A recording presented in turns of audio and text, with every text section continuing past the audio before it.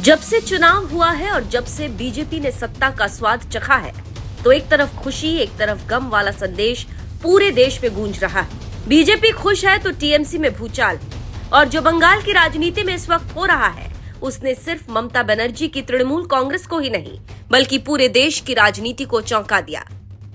जिस पार्टी को कभी ममता बनर्जी की अजेय सेना कहा जाता था, आज उसी पार्टी के भीतर बगावत की आग धधक रही है। विधायक टूट रहे हैं, सांसद साथ छोड़ रहे हैं, और सबसे बड़ी बात, अब दर्द सिर्फ राजनीतिक नहीं व्यक्तिगत भी हो गया है, क्योंकि इस बार मामला सिर्फ सत्ता का नहीं भरोसे का है, और इसी भरोसे के टूटने का दर्द खुलकर सामने आया है। टीएमसी की सबसे मुखर और तेज तर्रार नेताओं में से एक महुआ मोइत्रा की जुबान से जब उनसे जादवपुर की युवा सांसद सायोनी घोष के बागी खेमे में शामिल होने के बारे में पूछा गया, तो जवाब किसी राजनीतिक नेता का नहीं बल्कि एक आहत परिवार के सदस्य का लगा। महुआ मोइत्रा ने कहा कि सायोनी मेरी बच्ची जैसी है, मेरी बहन जैसी है। अगर कोई और पार्टी छोड़ता तो मुझे इतना दर्द नहीं होता। सोचिए, राजनीति जहां रिश्तों से ज्यादा समीकरणों को महत्व देती है, वहां महुआ का ये बयान बताता है कि सायोनी के जाने ने उन्हें अंदर तक झकझोर दिया है। महुआ ने साफ कहा कि उन्होंने सायोनी को हमेशा अपनी बेटी की तरह माना, उन्हें बढ़ते हुए देखा, राजनीति में आगे बढ़ते हुए देखा, और यही वजह है कि आज उनका जाना सिर्फ राजनीतिक नुकसान नहीं बल्कि भावनात्मक चोट बन गया है। लेकिन कहानी यही खत्म नहीं होती। राजनीति में जब कोई नेता पार्टी छोड़ता है तो सबसे पहले सवाल उठता है कि क्या कोई सौदा हुआ, क्या सत्ता का लालच था, क्या पद का प्रलोभन था।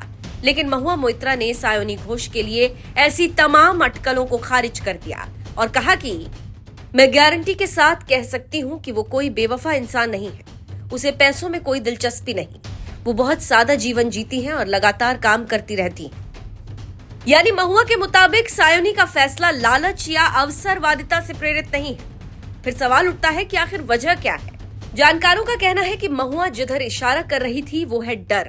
महुआ मोइत्रा का मानना है कि सायोनी घोष का बागी खेमे में जाना शायद डर और दबाव का परिणाम हो सकता है। ये बयान अपने आप में बहुत कुछ कह जाता है। क्या बंगाल की राजनीति में ऐसा माहौल बन चुका है कि नेता अपनी राजनीतिक सुरक्षा को लेकर असहज महसूस कर रहे हैं? क्या टीएमसी के भीतर कुछ ऐसा चल रहा है जिसकी जानकारी अभी सार्वजनिक नहीं हुई है, या फिर ये सिर्फ सत्ता परिवर्तन के बाद पैदा हुई राजनीतिक बेचैनी है?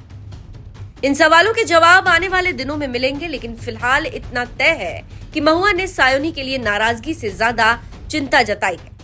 दरअसल महुआ को सबसे ज्यादा तकलीफ इस बात की है कि जिस पार्टी ने सायोनी को पहचान दी, वही पार्टी आज उनके लिए छोड़ने लायक हो गई। याद कीजिए, सायोनी घोष 2021 में टीएमसी में शामिल हुई थी। सिर्फ 5 साल के भीतर पार्टी ने उन्हें विधायक का टिकट दिया, राष्ट्रीय युवा अध्यक्ष बनाया और फिर 2024 के लोकसभा चुनाव में जादवपुर जैसी प्रतिष्ठित सीट से उम्मीदवार बनाया। जादवपुर वही सीट है जिसे कभी ममता बनर्जी की राजनीतिक विरासत का हिस्सा माना जाता था। एक युवा नेता के लिए इससे बड़ी राजनीतिक छलांग शायद ही कोई हो सकती थी। महुआ इसी बात को याद दिलाते हुए कहती हैं कि पार्टी ने सायोनी को सब कुछ दिया, लेकिन इसके बावजूद उनका जाना बेहद निराशाजनक है, और यहीं से कहानी व्यक्तिगत रिश्तों से निकलकर पार्टी के बड़े संकट की तरफ पहुंच जाती है। क्योंकि सायोनी घोष अकेली नहीं है, असल संकट तो पूरे संगठन में दिखाई दे रहा है। पश्चिम बंगाल विधानसभा चुनाव में टीएमसी की हार के बाद पार्टी लगातार अंदरूनी उथल-पुथल का सामना कर रही है। स्थिति इतनी गंभीर हो गई है कि पार्टी के 2/3 से ज्यादा विधायक आधिकारिक विधायक दल से अलग हो गए। 80 में से 58 विधायकों का अलग हो जाना किसी भी राजनीतिक दल के लिए भूकंप से कम नहीं होता। इसके बाद बागी नेता ऋतव्रत बनर्जी के नेतृत्व वाले समूह को विधानसभा में मुख्य विपक्षी दल के रूप में मान्यता भी मिल गई। यानी जो पार्टी कभी सत्ता के केंद्र में थी, अब उसके भीतर ही समानांतर शक्ति केंद्र खड़ा हो गया। और मामला सिर्फ विधानसभा तक सीमित नहीं रहा, लोकसभा में भी बगावत की आग पहुंच चुकी। काकोली घोष दस्तीदार के नेतृत्व में बागी सांसदों ने दावा किया कि उनके साथ 20 से ज्यादा सांसदों का समर्थन है। फिर सायोनी घोष और माला रॉय जैसे बड़े नाम भी उस खेमे में शामिल हो गए। यानी अब ये कोई छोटी मोटी नाराजगी नहीं बल्कि संगठनात्मक संकट बन चुका है। सबसे बड़ा सवाल यह है कि क्या ये सिर्फ कुछ नेताओं की असंतुष्टि है या फिर टीएमसी के भीतर नेतृत्व को लेकर गहरा असंतोष पनप चुका है। इस खेल में रोज नए खुलासे हो रहे हैं। देखना होगा कि आगे क्या होता है और कौन ममता के साथ रहता है और कौन बाहर जाता है।